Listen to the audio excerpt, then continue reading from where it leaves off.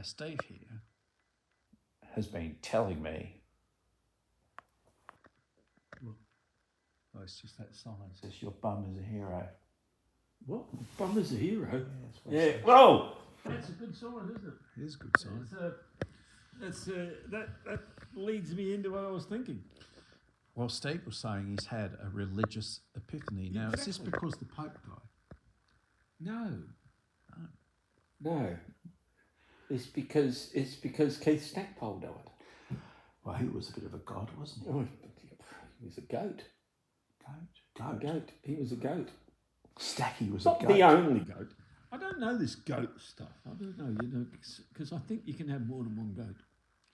I've certainly seen plenty of goats. That's right. In my time. I mean, like you and I are, I don't know, mature gentlemen. Yes, older. The older, mature gentlemen. And when you get older, you realise there's more than one goat. There has to be. Because if there wasn't, there'd be no goats. At all. No, at some point, and that was the goat would die. And that was my religious epiphany. In order for there to be goats, you have to have more than one. So was Stacky. Yeah, he was a great Australian player. Yes. In the game. Well, it's. I feel like I'm underselling when I say game. It's not really a game. It's more like a test. That's why they call it a test. You see. Of course. They call it a test. They call it a test. And back in Stacky's day, it was over 6 days. That's right. You know why, Steve? Because it took you quite a long time to put your gear on. So they would have to have a rest day. That's right. Yeah, that's right. Because you'd be exhausted. Well, they would, because they didn't have the Red Bull.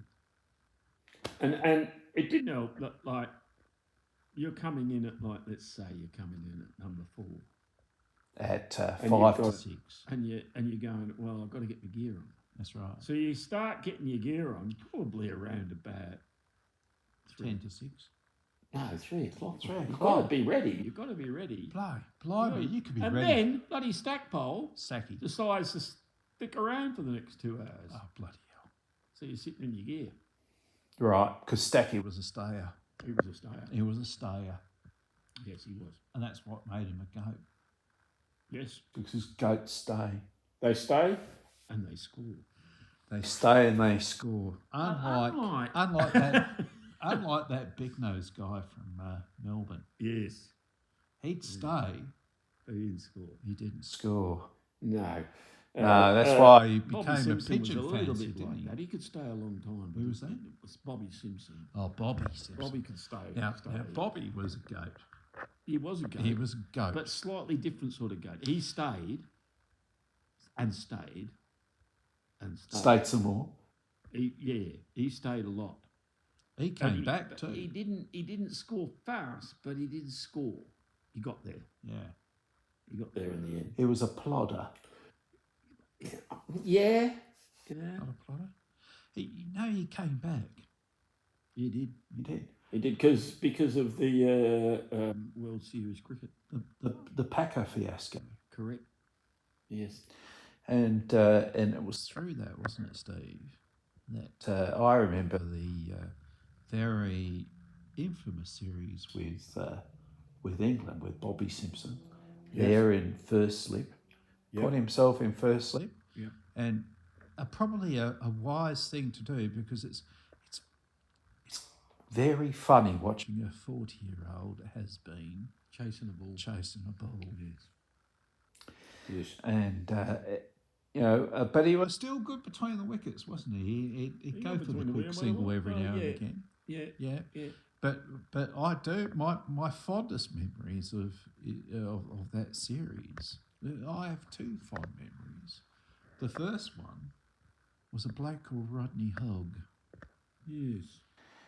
And people used to call him the dog rather than the goat. Yes, but you do realise. I do, no. That if you take the word dog and flip it round, It's Very God. good. It's God. So this could be another. This could be the second religious epiphany. Mm. Rodney Hogg was a god. He was a flipped god dog. I'm so lost for words Yes. that I cannot go on and talk to you about fidgeting Randall. Oh no, fidgeting Randall is that's almost like the trundling Tufnell. Oh, Tufnell. Trundling Tufnell. Couldn't catch a ball to fucking save himself. And then he took one, and we all just went, actually, Steve, I should share this with you.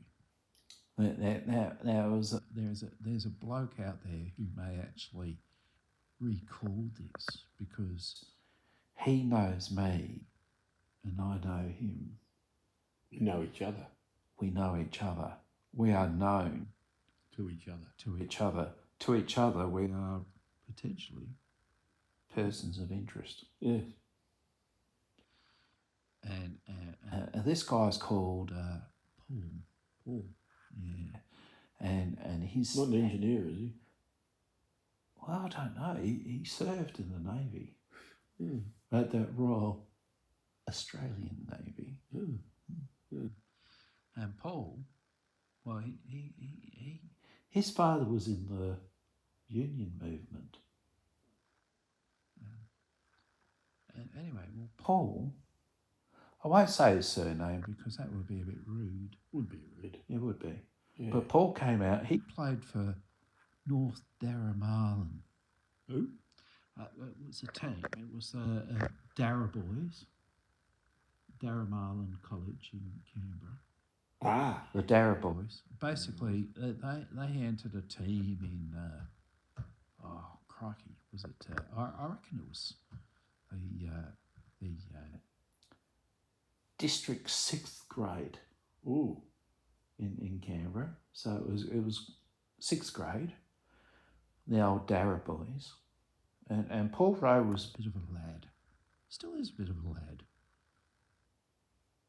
Still knocks about to this day. Anyway, Paul came out. He had a sharp eye and a big bat. And I was bowling to Paul. And he'd been knocking us about. Ah. Now, I strategically placed Wes at point. Yes. Because I knew Paul liked to pull. He was a big puller. He was known as Paul the Puller. He was known as Paul the Puller. Yes. And he got very upset. If you said Paul the Puller to his face, he'd get very upset. So I knew he was a bit of a puller. Yeah. And I decided that Yeah. bowling short on the leg side was probably not the right idea with Paul the Puller. No, if you're a puller, you don't want something short on the leg. No, you want it further up the leg. Yes. Yes. If you're going to pull it. Yeah. So I decided what I would do is mix it up a bit. Ah. And a confessional. And back to the folk who once presided over the rules of the game. Mm. Paul the Puller was doing great damage to the scorecard, and he needed to go. Right. So I pretended to bowl the bastard a beanball. You pretended? Well, it went straight for his eyes. That doesn't sound like a pretense. That's. No, but when the ball went straight for his eyes, and he flayed, waving the bat around. Waving the bat, hoping something would make contact, and it went straight through to the keeper without touching the ground. Right. Hey, kind of quick. Right. I was dippy. Was he upset? A bit. Yeah. And I apologised for bowling the beanball immediately. Yeah. And he was a bit upset. But I said, it was a mistake, an honest mistake. Came out of my hand early. Now, the latter part of that sentence is completely true. The ball did depart my hand early, but I may have let go early. So, Paul, if you're out there, I lied. Yes. There's always a bit of the lying in the game of cricket. I've noticed this. Yes, I did it to soften you up because I thought that you would get peeved, and it worked because a couple of balls later I gave him the lolly outside of off stump, and Paul went down it, being the puller. But it's outside off stump. That's not going to work. No, it didn't. And Paul whacked this ball, and it went like a freaking tracer bullet to Wes, who was at a point. Yes. And I can guarantee you that I played 5 seasons with Wes, and I never saw the bastard take a catch. But he took this one. Did he? He did. Yeah. I think because it was either take the ball or be killed. Yes. That story reminds me of Daryl Dibbler. Yeah, Daryl Dibbler. Yeah. He liked to dibble outside off stump. Did he? Yeah, he did. Is this a long story? Because I could tie a bow under it. Well, it just reminded me of Daryl Dibbler. Let's just put a rain check on that one because as Paul, the puller, because he had to go. Strangely enough, he had to turn and walk towards square leg, his favourite pulling zone, to walk off, having seen that he had been caught, the ball had gone straight and had not touched the ground, and there was no cause for any sort of dissent. I'll say this about Paul the puller: he didn't dissent. He didn't dissent. He's not a dissenter. And I think that's because of his Royal Australian Navy training. If he wasn't an officer, he was certainly the gentleman when it came to being caught at point by Wes. He walked off, and as he walked off, I said to him, Paul, you're the most unluckiest bastard I have ever met, because I've never seen Wes catch a catch ever. Just to rub it in a little bit. Yes. So the Dibbler? Yes. Oh, Daryl's the Dibbler. Yes. Yeah. Well, it's a bit like your story. Because there was Wally the Walnut. He's called Walnut because of, no, but anyway, I won't go into that. Well, but was it just one walnut or 2? Well, it was 2 walnuts. Right. Yeah. Pair of walnuts. So, anyway, because he'd often Hitler only had 1 walnut. Yeah, he only had 1 All walnut. right, Well, after Daryl the Dibbler played the Wally the bloody walnut. Yeah. It's he probably only has 1 now.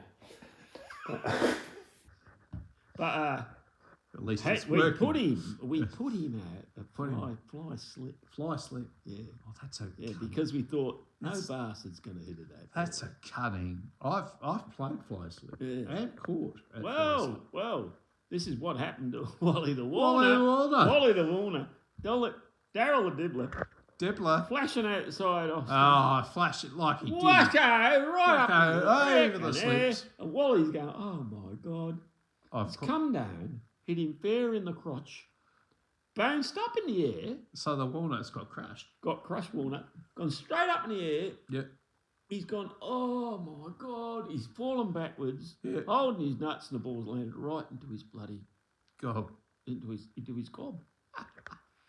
Caught. You're out, mate. What's that dissent?